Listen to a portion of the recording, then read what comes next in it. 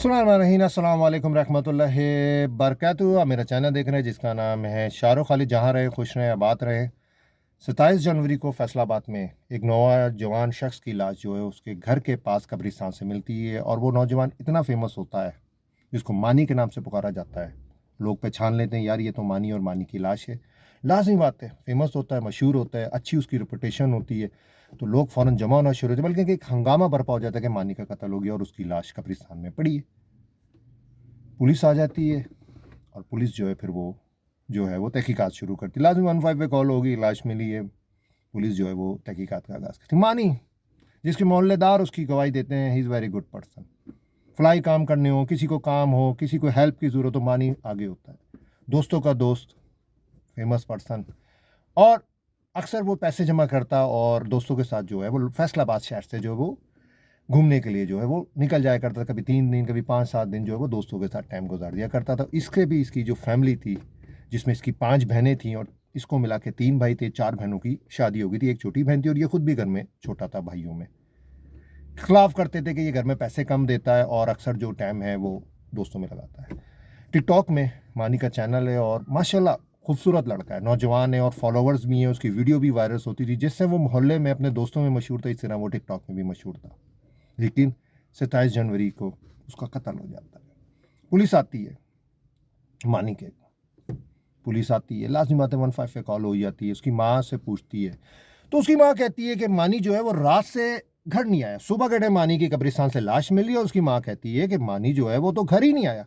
लेकिन उसकी माँ जो है वो झूठ बोल रही थी। उसको क्या पता होता मानी का वो दोस्त आकाश जो रात को मानी को 2 बजे घर छोड़ के गया, वो ये सुंदरा होता है कि इसकी माँ कहती मानी तो रात को घर नहीं आया। आकाश जो है पुलिस वालों को साइड पे ले जाके कहता है कि मैं खुद मानी को रात के 2 बजे इसके घर में छोड़ के आया हूं। बाकायदा मानी घर के अंदर गया, दरवाजा खुला है। हाँ, इसकी फैमिली को शायद पता नहीं चला कि मैं जो हूं बाहर, आकाश आया इसको छोड़ने, उनको नहीं पता चला। और सुबह जो है इसकी जो है वो लाश मिलती कब्रिस्तान से। अब पुलिस को तो खटकता है मामला कि भाई ये कह रहा है ये तो घर छोड़ के आया, तो वो कहते निकालो। क्या निकालो? सीसीटीवी कैमरे जो लगे मोहल्ले में लगे होते। फिर वो देखते हैं कि एक शख्स आगे, एक शख्स पीछे, बीच में मानी।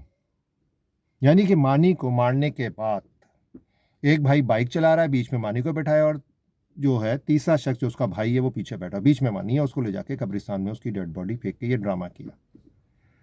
अब लाजमी बात है, पुलिस जो है वो अरेस्ट कर लेती दोनों भाइयों को। अब चीज़ें जो सामने आती हैं, सबसे पहले तो चीज़ ये सामने आती कि मानी जो था वो जो अपनी फैमिली में कम कमाता था।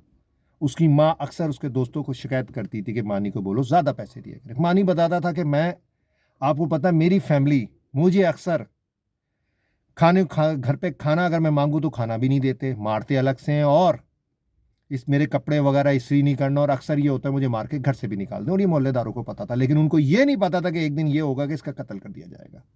लेकिन 27 जनवरी को मानी जब घर आया, उसका एक भाई जो बाहर रहता था वो भी पाकिस्तान आया हुआ था, उसकी भी इनकम अच्छी, दोनों भाइयों की इससे अच्छी इनकम थी। अब आगे समझ में नहीं आता कि अपने भाई को इतना बुरा मारा 27 जनवरी की रात को 2 बजे, जब उसका दोस्त उसको घर के बाहर छोड़ के किया, ऐसे तैश में के डंडों से, और कुछ कहते हैं रॉड से मार मार के। एक तो जो पुलिस की रिपोर्ट आई है, इसका एक हाथ बाजू भी फ्रैक्चर हुआ है और सर पे चोटें आई हैं। उसको जान से मार दिया। और 27 जनवरी सर्दी थी, शोर शराबे की आवाज़ नहीं, यानी कि इसकी माँ और छोटी बहन मौजूद थी जब ये दोनों भाई तशद्दुद कर रहे थे मानी के ऊपर। तो माँ ने कोशिश नहीं की अपने बेटे को बचा ले या शोर मचा ले या 15 पे, चलो 15 पे तो कॉल नहीं करती, तू शोर मचा दी, मोहल्ला जमा हो जाता, नहीं कोशिश की। और जब मानी की लाश मिलती है तो क्या कहती है सगी माँ, ये हाल है, कहती है कि मैं तो डर गई थी, मैं अपने दोनों बेटों, तो इससे मैंने नहीं बताया। और हाल ये कि जो बच्चे के फातिया वगैरह होती है, लोगों ने पैसे जमा करके दिए, इस औरत को पैसे दिए कि अपने बच्चे का इंतकाल हो गया है, यानी कि कत्ल से हुआ है, जब उसको दफना दिया कि आप उसका फातिया वगैरह करा दें या तीजा वगैरह कुछ ख़त्म दुरुस्त करवा दें, तो ये औरत ने वो भी पैसे खा के जो मोहल्लेदारों ने दिए। लेकिन वो लड़का इतना अच्छा था, मोहल्लेदारों ने एक व्हाट्सएप ग्रुप बनाया हुआ था उसके दोस्तों, यार बाकायदा पैसे जमा करके उसकी फातिया वगैरह या तीजा वगैरह भी कराया। और एक यूट्यूबर बड़ी फेमस है, मैं नाम नहीं ले रहा, वो कहती है मैं जब वो इस केस की तहकीकात करने जब उस मोहल्ले में गई हूँ तो मैंने देखा मानी की फ्लैक्स तक लगी हुई है, कितना प्यार करते थे लोग।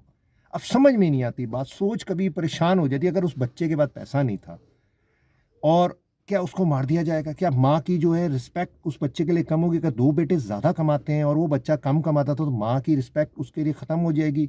या उसको आप नफ़रत करने लगोगे, अच्छी निगाह से नहीं देखो? क्या वो घर से अगर बाहर रहता था, अपने दोस्तों यारों में बिज़ी रहता था ना, कोई गलत काम तो नहीं करता था, कोई बुराई नहीं थी उसके अंदर, उससे भी आप अगर नफ़रत करते? या फिर वो मोहल्ले में फ़ेमस था, लोग तो आप लोगों के मुकाबले में उसको जानते थे, पहचानते थे, इज़्ज़त करते थे, वो टिकटॉक में भी फ़ेमस था, मोहल्ले में भी फ़ेमस था, या वो हसरत आ गई?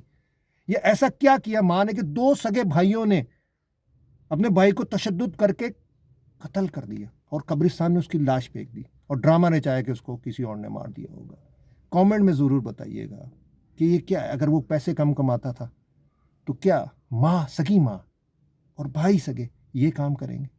ऐसा क्या उनके साथ इसके साथ इश्यू था, जो उन्होंने अपने सगे भाई को मार दिया? आज के लिए इतने, बस दुआओं में याद रखिएगा। अस्सलाम वालेकुम रहमतुल्लाहि व बरकातहू। कमेंट में ज़रूर बताइएगा।